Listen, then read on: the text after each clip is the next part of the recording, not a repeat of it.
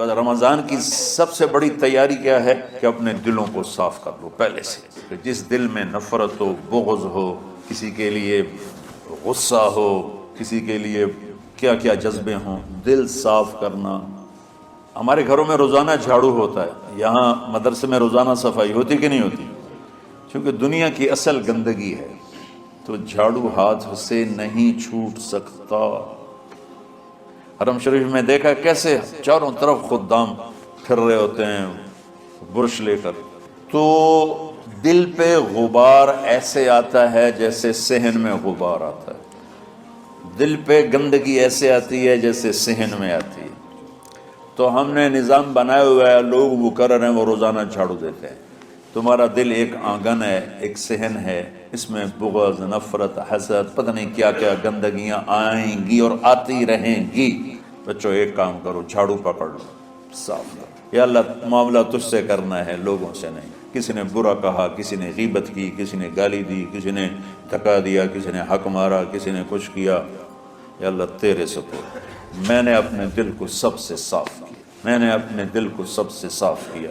یہ اتنی بڑی عبادت ہے کہ بڑے بڑے نفلوں والے، تہجد والے، حج عمرے روزے والے تمہیں نہیں پکڑ سکیں گے، کیونکہ اس کا کرنے والا دنیا میں کوئی نہیں۔ نفل پڑھنے والے تو بے شمار ہیں، عمرے کرنے والے بے شمار ہیں، علماء بے شمار ہیں، حاجی بے شمار ہیں، سخاوت کرنے والے بے شمار ہیں، لیکن اس ٹکڑے کو صاف کرنے والا لاکھوں میں ایک بھی نہیں ہے۔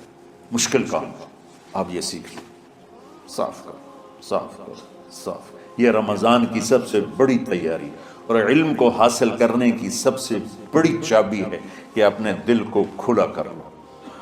کوئی چیز خالی ہوگی تو کچھ آئے گا۔ جس دل میں بغض بھرا ہو، نفرت بھری ہو، حسد بھرا ہو، کینہ بھرا ہو، اس میں خاک آئے گا، اس میں تو علم کی ایک کرن بھی نہیں آئے گی۔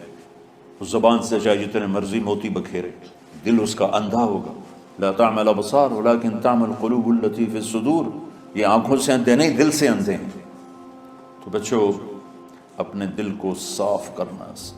وہ کتنی مشہور حدیث ہے، آپ نے کہا اس دروازے سے ایک جنتی آ رہا، تو ایک انصاری صحابی داخل ہوئے، جوتا ہاتھ میں، داڑھی میں وضو کا پانی۔ اگلے دن اس دروازے سے ایک جنتی آ رہا ہے، تو ایک صحابی آئے، ہاتھ میں جوتا، داڑھی میں وضو کا پانی، وہی صحابی۔ اگلے دن اس دروازے سے ایک جنتی آ رہا ہے، تو وہی صحابی 3 دن جنت کی بشارت لیے۔ اس صحابہ کی جماعت میں ایک شخص ہیں جن کا نام ہے عبداللہ بن عمر بن عاص۔ ان سے بڑا عبادت گزار صحابہ میں کوئی نہیں تھا، نہ سابقین میں نہ متاخرین میں، نہ پہلوں میں نہ بعد والوں میں۔ ان کی عبادت کیا تھی؟ ساری رات جاگنا، سارے دن کا روزہ، اور ایک ختم قرآن صبح سے شام تک۔ اتنی اللہ نے طاقت دی تھی۔ پھر وہ غلوب والی بات آ گئی، ایکسٹریم ہونے والی بات آ گئی۔ ان کی شادی والی رات حجلہ عروسی میں داخل ہو رہے ہیں، دلہن کے کمرے میں داخل ہو رہے ہیں، اور مصلی بچھا کے اللہ اکبر، اور دیر نفل تے نفل، دیر نفل تے نفل۔ ان کی بیگم نے دیکھا تو وہ بھی خیر کا زمانہ تھا، انہوں نے بھی وضو کیا اور پیچھے مصلی بچھا کے وہ بھی فجر تک نفل پڑھتے رہے۔ صبح ہوئی تو حضرت عمر بن عاص رضی اللہ عنہ نے پوچھا، بیٹی رات کیسی گزری؟ کہا جی ماشاءاللہ آپ کے بیٹے تو بڑے عبادت گزار ہیں، ساری رات نفلوں میں ہی گزری۔ تو وہ ان کو شکایت کر دی۔ حضرت عمر بن عاص کو اتنا غصہ چڑھا، بیٹے کو تو کچھ نہیں کہا، کتنی حکمت کی بات ہے، سیدھے گئے اللہ کے نبی کے پاس، یا رسول اللہ یہ عبداللہ دیکھیں کیسا نادان ہے، اس کی شادی کی ساری رات نفل پڑھتا رہا۔ تو آپ کہتے ہیں ماشاءاللہ ماشاءاللہ کتنی بڑی بات ہے، نفلوں میں گزر گئی، رات بھی نفلوں میں گزر گئی۔ تو آپ نے حضرت عبداللہ بن عمر کو بلا کے ڈانٹا کہ تو نے مہینے میں 3 دن روزے رکھنے، بس اس سے زیادہ نہیں رکھنے، اور ہفتے میں 1 قرآن ختم کرنا ہے۔ کہا یا رسول اللہ میرے اندر طاقت زیادہ ہے۔ پھر اچھا 15 دن روزے رکھنے، کہنے میرے اندر طاقت زیادہ ہے۔ آپ اس کو تھوڑا تھوڑا کر کے گھٹاتے رہے، اور وہ ہر دفعہ نہیں یا رسول اللہ میرے اندر طاقت زیادہ ہے۔ تو آخر میں آپ نے کہا چلو 100 میں داؤدی پہ آ جاؤ، 1 دن روزہ رکھو، 1 دن افطار کرو، اور 3 دن سے پہلے قرآن ختم نہیں کرنا۔ تو آپ نے اس کو پیچھے کیا۔ یہ بیٹھے تھے اس محفل میں، ان کے دل میں آیا کیا یہ بزرگ مجھ سے زیادہ عبادت کرتا؟ رات میں ساری جاگتا ہوں، دن روزہ رکھتا ہوں، ایک ختم کرتا ہوں، تو جنت کی بشارت تو مجھے ملنی چاہیے تھی، ان کو کیسے مل رہی؟ یہ کسی کتاب میں نہیں لکھا کہ یہ ان کا جذبہ تھا، لیکن چونکہ میں ان کی سیرت کو جانتا ہوں تو مجھے خیال آتا ہے کہ ان کی نفسیات میں یہ بات آئی ہوگی، چونکہ صرف انہی کو خیال آیا کہ میں جا کے دیکھتا ہوں کہ یہ بزرگ کیا کرتے ہیں۔ تو ان کے پاس پہنچ گئے، چاچا، ذرا وہ ادھیڑ عمر تھے، چاچا وہ میرے ابا تھوڑے ناراض ہیں تو کچھ دن آپ کے پاس گزارنا کا، بیٹا بسم اللہ آ جاؤ۔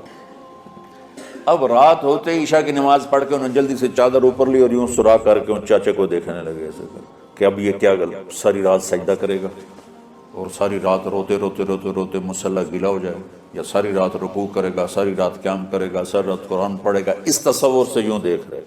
اور وہ بزرگ صحابی تشریف لائے، سرانے پہ سر رکھا، اللہم بسمک اموت و احیا، ہو گئے۔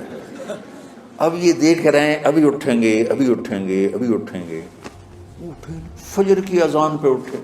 اب یہ تو حیران پریشان ہو گئے کہ یہ کیا ہو؟